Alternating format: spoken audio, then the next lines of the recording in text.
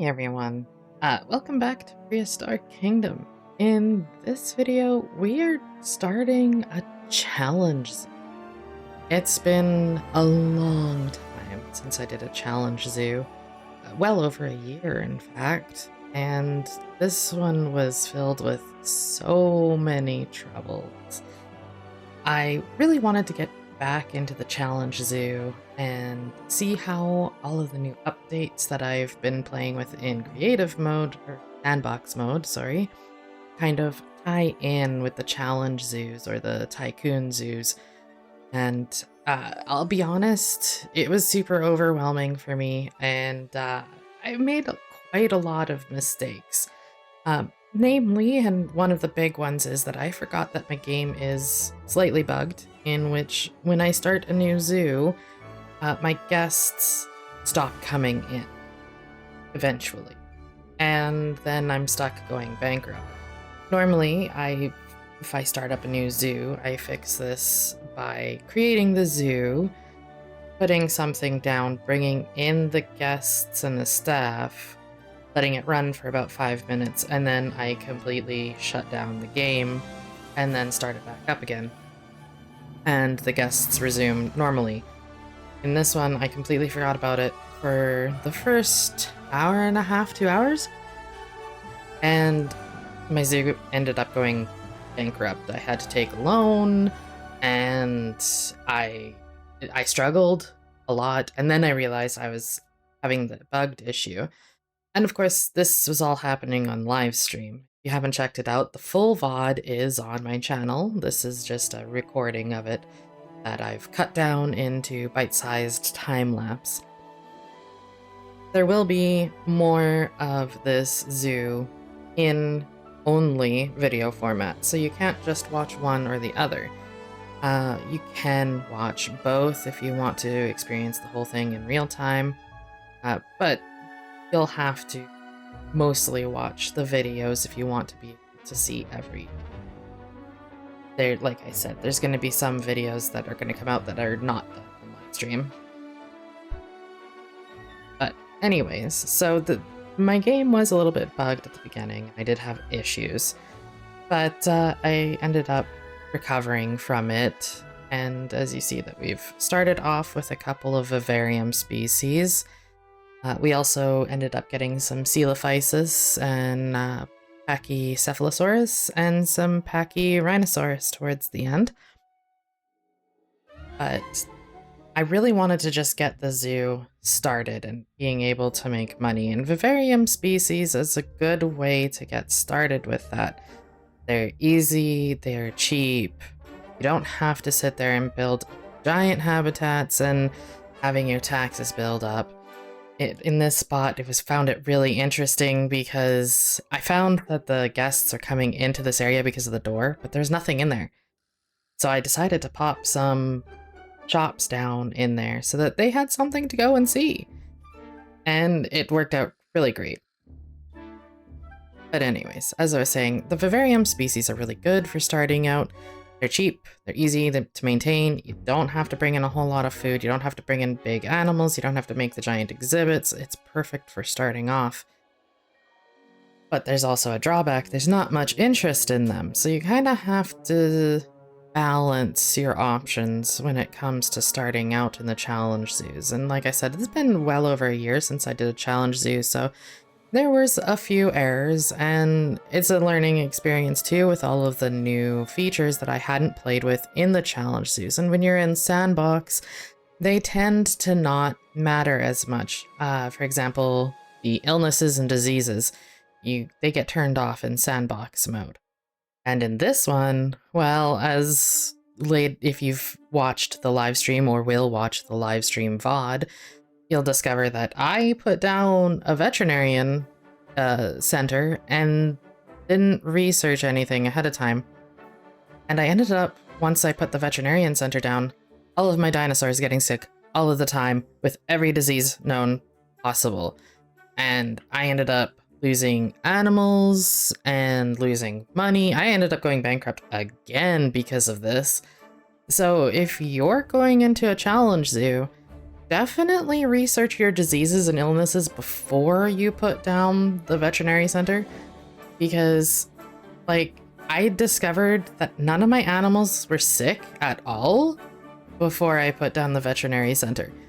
But I put down the veterinary center because I had a couple of patchy cephalosauruses headbutting, and I was wondering if maybe when they got low welfare or something, having the veterinary center would allow them to be healed up a little bit.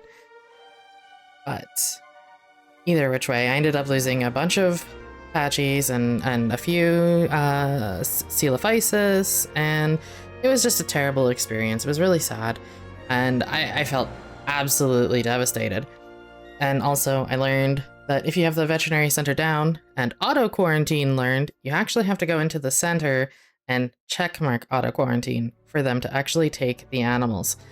So again, this is a huge learning experience for me. Normally I play on the for the past year and a half since I've been doing YouTube, I've been doing Sandbox modes because I just find it's a little bit of an easier way to do videos for everybody. But I wanted to go and return back to the challenge mode because I've had a few people sending me messages and asking questions and everything else, and it's like, you know, this is how I experience it, but maybe I'm wrong. And its prime example was the veterinary center, but also the new shipment center for the loading bays.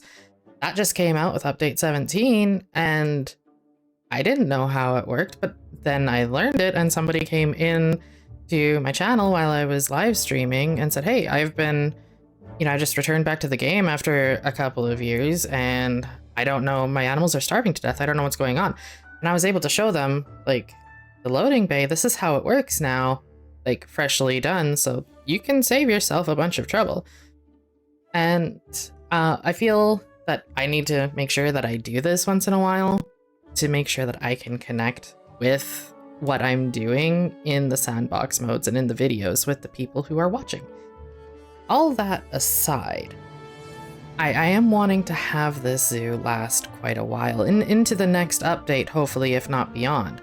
I had been wanting to do that with our previous zoo, but sadly, the veterinarian illness update had come out after the zoo was made. And when I uploaded it from the next update, all of my dinosaurs got sick.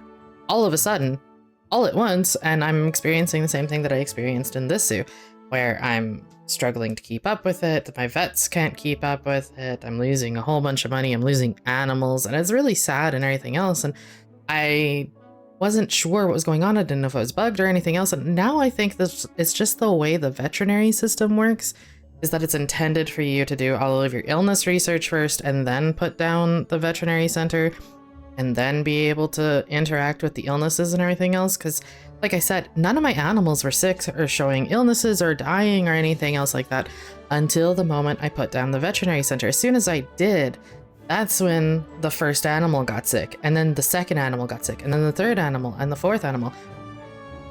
So I might have to go back to that zoo and see if I can just power through it, get all of my research done, get all of the animals brought back up to health, and then return back to it and finish it. But also at the same time, I've already started a new zoo with the aim to move on into the future updates with it. So I'm gonna kind of wait and see what happens and figure it out from there. But I think moving on to a new zoo is also a great idea once in a while. So anyways, I did do the coelophysis habitat at this point, Pachycephalosaurus, and now I'm going to be building up the shape of the rest of the zoo we're going to be working on in the next little while. I wanted to, the last time we did the zoo, it was all really symmetrical and pretty, you know, identical from one side to the other. And this one, I really wanted it to be kind of,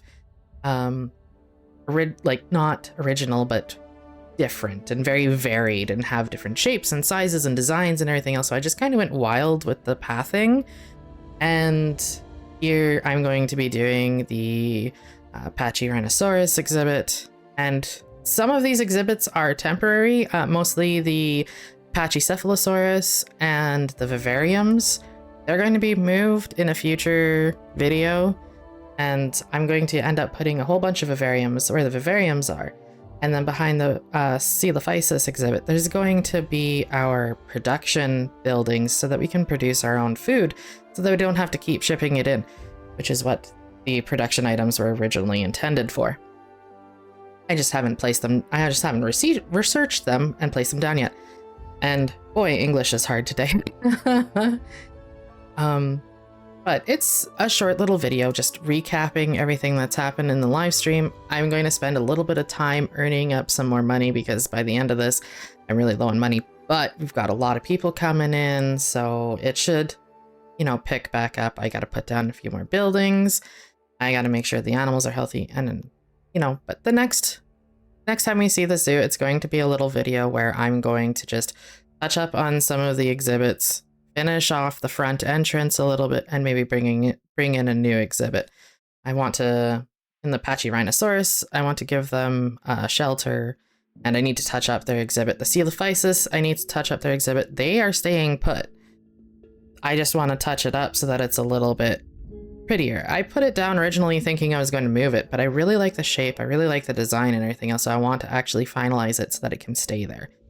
But the Pachycephalosauruses are definitely coming out, and the vivariums are going to be shifting. I had thought about just putting like a little bit of building around the vivariums and leaving them there.